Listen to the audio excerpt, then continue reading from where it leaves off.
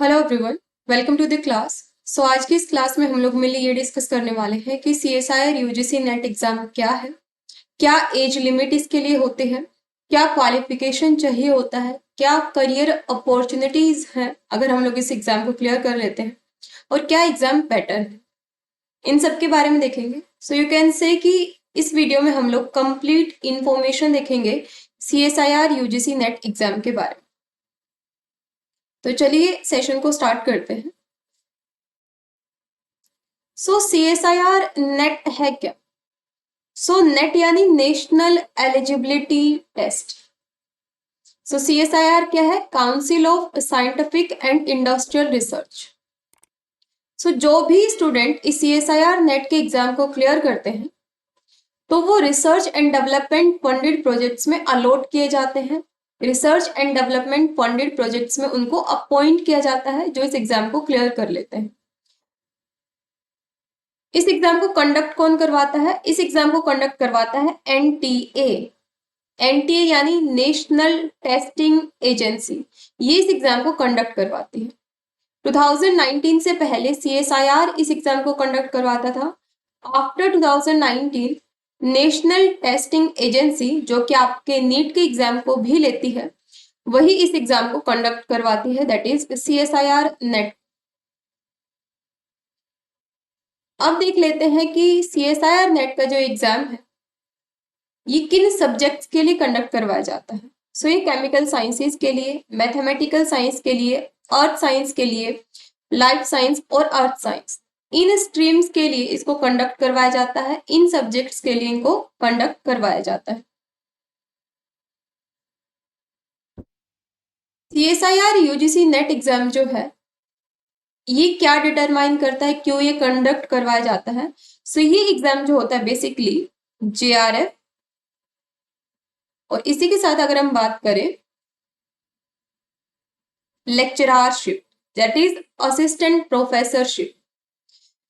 इन दो क्राइटेरिया को फुलफिल करने के लिए, इन दो पोजीशन को फुलफिल करने के लिए इस एग्जाम को कंडक्ट करवाया जाता है। JRF that is junior research fellowship, जिससे आप किसी भी रिसर्च प्रोजेक्ट में, रिसर्च फंडेड प्रोजेक्ट्स में काम कर सकते हो, किसी भी इंडस्ट्रियल रिसर्च में काम कर सकते हो, पीएसयू सेक्टर में काम कर सकते हो अगर आप इस एग्जाम को क्वालिफाई कर लेते हो। और अगर आपको एकेडमिक्स में इंटरेस्ट है, अगर आप लेक्चरार बनना चाहते हो, यूनिवर्सिटी में पढ़ाना चाहते हो एज अ लेक्चरार, तब ये एग्जाम आपके लिए मैंडेटरी हो जाता है। क्योंकि बहुत सारे ऐसे यूनिवर्सिटीज हैं जो अपने एलिजिबिलिटी क्राइटेरिया में एमएससी प्लस नेट स्टूडेंट को ही अपॉइंट करते हैं एज अ लेक्चरार, और कई ऐसे यूनिवर्सिटीज हैं जो PhD plus net qualified student को ही अपॉइंट करते हैं एज अ लेक्चरार अपनी यूनिवर्सिटीज में। अगर आप लोग लेक्चररशिप के लिए भी जाना चाहते हो तो ये एग्जाम जो है ये आपके लिए मैंडेटरी हो जाता है। और अगर आप लोग फर्दर पीएचडी परस्यू करना चाहते हो तब भी गवर्नमेंट आपको यहाँ पर फेलोशिप देती है फॉर योर पीएचडी, जिसमें आप अपना पीएचडी करोगे। लेकिन अगर आप जेआरएफ क्वालिफाई कर जाते हो तो गवर्नमेंट आपको पीएचडी के लिए सैलरी देगी। जेआरएफ अगर आप लोग क्लियर कर जाते हो तो पीएचडी के लिए पर मंथ आपको सैलरी दी जाएगी। क्या सैलरी दी जाती है वो हम लोग आगे बात करेंगे। अब ये देख लेते हैं क्या जेआरएफ और लेक्चररशिप के लिए जो सीएसआईआर का एग्जाम होता है, जो सीएसआर एग्जाम लेता है, क्या वो अलग अलग एग्जाम लेता है या फिर एक ही एग्जाम लेता है? इनके लिए सीएसआईआर जो है एक ही एग्जाम कंडक्ट करवाता है, लेकिन कट ऑफ वेरी करता है। जेआरएफ के लिए कट ऑफ जो है वो हाई जाता है। जेआरएफ के लिए कट ऑफ अप्रोक्स 55 to 60% जाता है फॉर जनरल कैटेगरी, और अदर कैटेगरीज के लिए रिलैक्सेशन भी दिया जाता है। लेक्चरार के लिए जो कट ऑफ है वो थोड़ा सा कम जाता है, that is near about 52 to 55%, इतना कट ऑफ जाता है। टोटल एग्जाम हमारा 200 मार्क्स का होता है। 200 का 55 to 60% cut off, that is 100 to 120 marks, इतना कट ऑफ जाता है जेआरएफ के लिए। और लेक्चरार के लिए 100 से 110 के बीच में कट ऑफ जाता है लेक्चरार के लिए। ये एग्जाम कब कंडक्ट करवाया जाता है? ये एग्जाम ईयर में 2 बार कंडक्ट करवाया जाता है, एक बार जून में, एक बार दिसंबर में। क्या मोड होता है एग्जामिनेशन का? सो ये एग्जाम जो है कंप्यूटर बेस्ड टेस्ट होता है, यानी सीबीटी मोड में इस एग्जाम को लिया जाता है। अब बात कर लेते हैं कौन इस एग्जाम के लिए अपेयर कर सकता है, क्या असेंशियल क्वालिफिकेशंस है इस एग्जाम के लिए। सो इस एग्जाम के लिए कौन अपेयर कर सकता है? सो यहां पर देखो, एमएससी, इसी के साथ में एमएससी और इक्विवेलेंट डिग्री इंटीग्रेटेड बीएसएमएस, यहां पर कुछ स्पेसिफाई नहीं किया गया है कि एमएससी आपने कौन सी स्ट्रीम से की है। आपने एमएससी अगर बायोटेक से की है, या फिर आपने एमएससी जो है वो अर्थ साइंस से की है, या फिर आपने फूड टेक्नोलॉजी से की है, या फिर जूलॉजी से की है, या बॉटनी से की है, या केमिकल साइंस से की है, होना चाहिए आपका साइंस स्ट्रीम में। और उसके बेस पर आप लोग जो 5 स्ट्रीम के लिए एग्जाम कंडक्ट करवाया जाता है, लाइफ साइंस के लिए, केमिकल साइंस के लिए, इन कैटेगरीज के अंडर आप लोग फॉर्म को फिल कर सकते हो।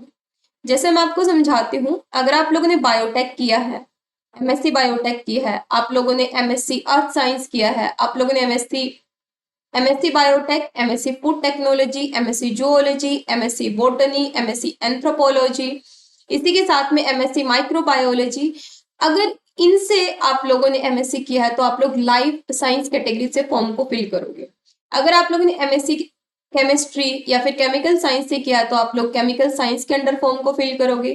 फिजिक्स से किया है तो फिजिकल साइंस के अंडर इस एग्जाम को फॉर्म करोगे, और एमएससी मैथमेटिक्स से किया है तो मैथमेटिकल साइंस कैटेगरी के अंडर आप लोग इस फॉर्म को फिल करोगे। इसी के अलावा अगर आप लोगों ने बीटेक किया है, बीटेक पर्टिकुलरली साइंस स्ट्रीम से होना चाहिए। इसी के अलावा अगर आप लोगों ने एमबीबीएस किया है तो आप लोग इस एग्जाम को फॉर्म को फिल कर सकते हो, आप एलिजिबल हो इस एग्जाम को देने के लिए। लेकिन मार्क्स कितने होने चाहिए? आपके एटलीस्ट मास्टर्स में 55% मार्क्स होने चाहिए फॉर जनरल कैटेगरी, और एज यहाँ पर रिलैक्सेशन भी दिया गया है फॉर अदर कास्ट, लेकिन फॉर जनरल इट्स 55% मार्क्स आपके एमएससी में होने चाहिए इस एग्जाम में अपेयर होने के लिए। इसी के साथ अगर आप लोग एमएससी फाइनल ईयर में तो उस टाइम पर भी आप लोग इस फॉर्म को फिल कर सकते हो। लेकिन वहां पर जब आप फॉर्म फिल करोगे, एक कैटेगरी होती है that is result awaited category, जिसमें आपको क्या करना होता है, जब आप सीएसआर के वेबसाइट को विजिट करोगे तो वहां पर आपको एक पीडीएफ मिलेगी, और उसी पे एक रिजल्ट अवेटेड कैटेगरी का फॉर्म होता है, वो आपको फिल करना होता है। और उसमें अपने जो यूनिवर्सिटी के डॉन है, आपके यूनिवर्सिटी के जो डीन है, आपके डिपार्टमेंट के जो एचओडी हैं, उनके सिग्नेचर आपको वहां पर करवाने होंगे। तो अगर आप लोग एमएससी फाइनल ईयर में हो तो आपको रिजल्ट अवेटेड कैटेगरी से इस फॉर्म को फिल करना होगा, और डीन के या फिर एचओडी के आपको क्या करवाने होंगे, साइन उसमें करवाने होंगे, और उसको क्या कर देना है, स्कैन करके अपलोड कर देना है। तो ये एक एक्स्ट्रा स्टेप आपको यहाँ पर परफॉर्म करना पड़ेगा अगर आप लोग एमएससी फाइनल ईयर में हो। लेकिन यहाँ पर एक शर्त आती है कि एमएससी अगर आपकी 55% मार्क्स से क्लियर होगी तभी आप लोग का वो एग्जाम वैलिड माना जाएगा। मान लो कि आप लोगों ने फॉर्म फिल कर दिया एमएससी फाइनल ईयर में, एग्जाम भी क्लियर हो गया, लेकिन एमएससी में 55% मार्क्स नहीं है, तो वो एग्जाम आपका वैलिड नहीं माना जाएगा। तो क्या होना चाहिए, एमएससी अगर फाइनल ईयर में हो तो रिजल्ट अवेटेड कैटेगरी का फॉर्म भरना होगा, और साथ में 55% मार्क्स जो है मैंडेटरी है कि आपको लाने होंगे for general category. And for other caste यहाँ पर रिलैक्सेशन दिया गया है, दैट इज अबाउट 50% मार्क्स होने चाहिए उनके। इसी के साथ में यहाँ पर एज लिमिट का क्या क्राइटेरिया रहता है, तो यहाँ पर एज लिमिट में अगर आप 28 ईयर तक इस फॉर्म को फिल कर सकते हो, मैक्सिमम एज लिमिट 28 ईयर रखी गई है। लेकिन ये जो 28 ईयर एज लिमिट रखी गई है, this is only for GRF, not for lectureship. Lectureship के लिए no upper age limit is there, कोई अपर एज लिमिट नहीं है लेक्चररशिप के लिए, आप किसी भी एज के हो तो इस फॉर्म को फिल कर सकते हो। अब बात करते हैं हम लोग एग्जाम पैटर्न क्या होता है। सो इस एग्जाम में 3 पार्ट होते हैं, पार्ट ए, पार्ट बी और पार्ट सी। जो पार्ट ए होता है हमारा, जनरली सारे ही स्ट्रीम के लिए उसमें जनरल एप्टीट्यूड पूछा जाता है, और ये जो हमारा एग्जाम होता है ये ऑब्जेक्टिव होता है, एमसीक्यू बेस्ड होता है, मल्टीपल चॉइस क्वेश्चन यहाँ पर आपसे पूछे जाते हैं, और एग्जाम के ड्यूरेशन में आपको कोई ब्रेक नहीं दिया जाता। 3 घंटे का एग्जाम होता है, कंटिन्यू आपको एग्जाम देना होता है, कोई ब्रेक आपको नहीं मिलेगा। ठीक है, तो ये कुछ कंडीशंस है। अब यहाँ पर बात करते हैं जो केमिकल साइंसेस के लिए जो बच्चे अपेयर होते हैं, केमिकल साइंस से जो अपेयर होते हैं, उनके लिए जो पार्ट ए है उसमें क्वेश्चन टोटल 20 होते हैं, लेकिन आपको मैक्सिमम 15 क्वेश्चन अटेम्प्ट करने होते हैं। पार्ट बी में 40 क्वेश्चन होते हैं, आपको 35 क्वेश्चन अटेम्प्ट करने होते हैं।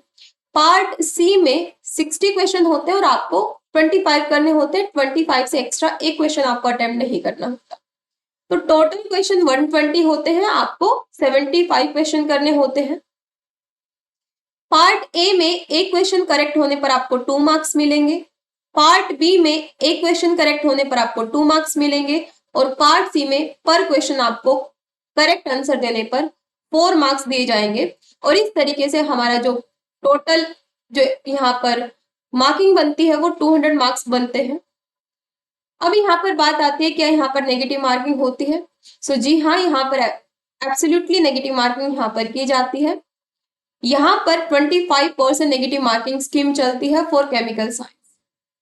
अगर आप लोगों ने पार्ट ए में एक क्वेश्चन गलत कर दिया, so for that incorrect answer आपके 0.5 मार्क्स डिडक्ट कर लिए जाएंगे। पार्ट बी में अगर आपका एक क्वेश्चन गलत होता है तो आपके 0.5 मार्क्स डिडक्ट कर लिए जाएंगे, और पार्ट सी में फॉर 1 इनकरेक्ट आंसर 1 मार्क्स आपका डिडक्ट कर लिया जाता है। अब बात करते हैं अर्थ साइंस में। अर्थ साइंस में भी सिमिलरली 3 पार्ट होते हैं, पार्ट ए, पार्ट बी और पार्ट सी। जो पार्ट ए होता है उसमें टोटल 20 क्वेश्चन होते हैं, जिसमें से आपको 15 अटेम्प्ट करने होते हैं। पार्ट बी में 50 क्वेश्चन होते हैं, आपको 35 अटेम्प्ट करने होते हैं। पार्ट सी में 80 क्वेश्चन होते हैं, आपको 25 अटेम्प्ट करने होते हैं। टोटल क्वेश्चन 150 होते हैं, आपको 75 अटेम्प्ट करने होते हैं। For each correct answer in part A आपको 2 मार्क्स मिलेंगे, पार्ट बी में आपको फॉर करेक्ट आंसर 2 मार्क्स दिए जाएंगे, पार्ट सी में for each correct answer you got 4 marks. So total हमारा 200 मार्क्स का पेपर होता है। यहाँ पर नेगेटिव मार्किंग स्कीम क्या होती है? पार्ट ए, पार्ट बी में 25% मार्क्स डिडक्ट होते हैं, यानी 0.5 यहाँ पर मार्क्स डिडक्ट कर लिए जाएंगे for part A and part B respectively. और पार्ट सी में फॉर अर्थ साइंस 0, यहाँ पर पार्ट सी में 33% नेगेटिव मार्किंग होगी फॉर पार्ट सी। अगर आप पार्ट सी का एक क्वेश्चन इनकरेक्ट करते हो तो आपका 1.32 मार्क्स नेगेटिव में चला जाएगा। अब बात करते हैं लाइफ साइंस के बारे में। लाइफ साइंस में भी हमारे 3 पार्ट होते हैं, पार्ट ए, पार्ट बी और पार्ट सी। पार्ट ए में 20 क्वेश्चन होते हैं, आपको 15 ही अटेम्प्ट करने होते हैं। बेस्ट ऑफ द 15 क्वेश्चन आपको चूज करने हैं और वो आपको अटेम्प्ट करने हैं, यानी आपको यहाँ पर चॉइस दी जाती है क्वेश्चंस में, आई कैन से। ठीक है, तो 20 क्वेश्चन होते हैं और 20 में से आपको 15 अटेम्प्ट करने होते हैं, तो यहाँ पर आपको चॉइस मिलती है कि बेस्ट ऑफ द 15 क्वेश्चन आप लोग वहां से चूज करो और उनको अटेम्प्ट करो। पार्ट बी में सिमिलरली 50 क्वेश्चन होते हैं, जिसमें से आपको बेस्ट ऑफ द 35 क्वेश्चन करने होते हैं। पार्ट सी में 75 क्वेश्चन होते हैं, जिसमें से आपको बेस्ट ऑफ द 25 क्वेश्चन करने होते हैं। सो टोटल आपको 75 क्वेश्चन करने होते हैं फॉर व्हाट? फॉर यहाँ पर लाइफ साइंस। अगर मार्क्स के बारे में बात करें तो यहाँ पर पार्ट ए में फॉर अगर आप लोग एक करेक्ट आंसर देते हो तो आपको 2 मार्क्स मिलेंगे। पार्ट बी में यहाँ पर फॉर ईच करेक्ट आंसर आपको 2 मार्क्स दिए जाते हैं। पार्ट सी में फॉर ईच करेक्ट आंसर आपको 4 मार्क्स दिए जाते हैं, यानी पार्ट ए में एक क्वेश्चन जो है वो 2 मार्क्स का होगा। ठीक है, टोटल आपने 15 क्वेश्चन अटेम्प्ट करने हैं, एक क्वेश्चन 2 मार्क्स का है, यानी पार्ट ए 30 मार्क्स का हो जाता। पार्ट बी में आपको 35 क्वेश्चन अटेम्प्ट करने हैं, एक क्वेश्चन 2 मार्क्स का है, यानी पार्ट बी आपका कितने मार्क्स का हो जाता है? 35 इंटू 2 70 मार्क्स। पार्ट सी जो है इसमें आपको 25 क्वेश्चन करने होते हैं, एक क्वेश्चन 4 मार्क्स का होता है, यानी पार्ट सी हमारा कितने का हो जाता है? 25 into 4 is equal to 100 marks. तो टोटल कितने का हो जाता है हमारा पेपर? 200 मार्क्स का हो जाता है। पार्ट ए में अगर आप एक इनकरेक्ट आंसर देते हो तो आपका 0.5 मार्क्स डिडक्ट कर लिया जाता है। पार्ट बी में अगर आप एक इनकरेक्ट आंसर दोगे वहां पर भी आपका 0.5 मार्क्स कट जाएगा, और पार्ट सी में एक इनकरेक्ट जवाब देने पर आपका 1 मार्क्स कट कर लिया जाता है। तो ये नेगेटिव मार्किंग स्कीम रहती है। सिमिलरली मैथमेटिकल साइंस में भी 3 पार्ट होते हैं। पार्ट ए में 20 क्वेश्चन जिसमें 15 अटेम्प्ट करने हैं, पार्ट बी में 40 जिसमें से 25 अटेम्प्ट करने हैं, और पार्ट सी में 60 क्वेश्चन होते हैं जिसमें से बेस्ट ऑफ द 20 क्वेश्चन आपको अटेम्प्ट करने हैं। सो टोटल 120 क्वेश्चन होते हैं, आपको 60 क्वेश्चन अटेम्प्ट करने होते हैं। पार्ट ए में एक करेक्ट आंसर देने पर आपको 2 मार्क्स दिए जाएंगे, पार्ट बी में एक करेक्ट आंसर देने पर आपको 3 मार्क्स दिए जाएंगे, और पार्ट सी में for each correct answer you got 4.75 marks. So total examination is of 200 marks. Negative marking scheme के बारे में बात कर लेते हैं। पार्ट ए में 0.5 मार्क्स, पार्ट बी में 0.7 मार्क्स आपके डिडक्ट होंगे फॉर ईच इनकरेक्ट आंसर, लेकिन there is no negative marking for part C in mathematical science. ठीक है, अब बात कर लेते हैं फिजिकल साइंस के बारे में। फिजिकल साइंस में भी सिमिलरली 3 पार्ट होते हैं, पार्ट ए, पार्ट बी और पार्ट सी। पार्ट ए में 20 क्वेश्चन होते हैं जिसमें से आपको 15 अटेम्प्ट करने हैं। पार्ट बी में भी 25 क्वेश्चन है, 20 अटेम्प्ट करने हैं। पार्ट सी में 30 क्वेश्चन है, 20 अटेम्प्ट करने हैं। पार्ट ए में एक करेक्ट आंसर देने पर आपको 2 मार्क्स मिलेंगे, पार्ट बी में एक करेक्ट आंसर देने पर आपको 3.5 मार्क्स मिलेंगे, और पार्ट सी में 5 मार्क्स मिलेंगे फॉर ईच करेक्ट आंसर। तो यहाँ पर 200 मार्क्स का पेपर होता है। और नेगेटिव मार्किंग स्कीम क्या रहती है फिजिकल साइंस के लिए? पार्ट ए में एक इनकरेक्ट आंसर देने पर 0.5 मार्क्स डिडक्ट होंगे, पार्ट बी में एक क्वेश्चन गलत होने पर 0.875 मार्क्स डिडक्ट होंगे, और पार्ट सी में for your 1 incorrect answer you lost 1.25 marks. अब बात कर लेते हैं सैलरी के बारे में। जैसे कि मैंने आपको कहा कि CSIR में एक JRF और लेक्चरशिप के लिए एग्जाम होता है। अगर आपका JRF क्वालिफाई होता है और आप PhD करना चाहते हो और PhD में इनरोल कर देते हो तो गवर्नमेंट आपको क्या देती है? सैलरी देती है। कितना सैलरी देती है? तो CSIR net salary of JRF that is junior research fellowship, अगर आपका JRF क्वालिफाई होता है तो आपको जो बेसिक पे स्केल होता है वो 31,000 होता है। ये बेसिक पे स्केल है, पर मंथ आपको दिया जाता है। इसी के साथ आपको एडिशनली HRA, जिसको हम लोग हाउस रेंट अलाउंस भी बोलते हैं, तो एडिशनली आपको HRA भी मिलता है। इसी के साथ आपको एनुअल कॉन्टिजेंट ग्रांट जो है 20,000 रुपए ये भी दिया जाता है फॉर एनुअली कॉन्टिजेंट ग्रांट। तो यहाँ पर एनुअली भी आपको 20,000 रुपीज दिए जाएंगे। तो मैक्स टू मैक्स अगर मैं आपको बताऊं तो आपके 37 से 38,000 आपको पर मंथ इन हैंड दे दिए जाते हैं, यानी आपके बैंक अकाउंट में ट्रांसफर करवा दिए जाते हैं। जब आपको 2 साल हो जाते हैं PhD करते करते तो आपका जो सैलरी है इसको अपग्रेड किया जाता है। JRF से अब आप बन जाते हो SRF। अब आपको SRF का सैलरी दिया जाएगा। SRF क्या होता है? सीनियर रिसर्च फेलोशिप, जिसमें आपका सैलरी जो है वो इंक्रीज हो जाता है। 31,000 जो आपका बेसिक पे था अब वो हो जाता है 35,000 प्लस HRA और प्लस एनुअली जो आपको मिलता है वो आपको मिलेगा। ठीक है, तो ये सैलरी का स्कीम रहता है। इसके बाद बात कर लेते हैं जॉब प्रोफाइल के बारे में। सो जब भी आप किसी यूनिवर्सिटी का जब जॉब प्रोफाइल देखते हो for assistant professor for lectureship, तो उसमें कई यूनिवर्सिटी ऐसे होते हैं जो लेक्चरशिप प्लस MSc होने पर, अगर आपका LS क्वालिफाइड है, नेट क्वालिफाइड है और MSc है तो आपको वो अपॉइंट कर लेते हैं। लेकिन कई ऐसे यूनिवर्सिटी होते हैं जो PhD के बाद में अपॉइंट करते हैं। तो अगर आपका PhD हो जाता है और उसके बाद में आप अपॉइंट होते हो, उसके बाद में आप लोग अप्लाई करते हो किसी यूनिवर्सिटी में, वैकेंसी होती है तो आपको असिस्टेंट प्रोफेसर का पोस्ट वहां पर मिलता है। उसके बाद में क्योंकि आप PhD हो तो आपका प्रमोशन ऑब्वियसली वहां पर देखने को मिलेगा। देन प्रमोट होकर आप एसोसिएट प्रोफेसर बनते हो और इसमें भी जब प्रमोशन होता है आपका तो आप प्रोफेसर बनते हो। तो ये जो प्रोफाइल रहता है आपका CSR नेट क्वालिफाई करने के बाद, आप PSU सेक्टर में भी जा सकते हो, आप एकेडमिक्स में भी जा सकते हो, आप रिसर्च प्रोजेक्ट में भी जा सकते हो, खुद का लेबोरेटरी भी स्टैब्लिश कर सकते हो, एज अ साइंटिस्ट पोस्ट पर भी आप वर्क कर सकते हो। तो ये जो प्रोफाइल होते हैं CSIR नेट का।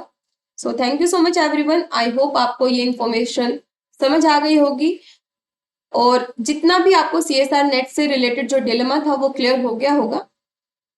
सो मिलते हैं नेक्स्ट लेक्चर में, जहां पर हम लोग ये बात करेंगे कि CSIR नेट अगर आप देना चाहते हो, CSIR नेट एग्जाम देने के अगर आप लोग इच्छुक हो, तो उसके लिए आपको कैसे तैयारी करनी है, क्या सिलेबस होता है, कौन से बुक से आपको प्रिपरेशन करनी होगी, इसके बारे में हम लोग बात करेंगे। सो मिलते हैं नेक्स्ट लेक्चर में, तब तक के लिए हैव अ ग्रेट लर्निंग।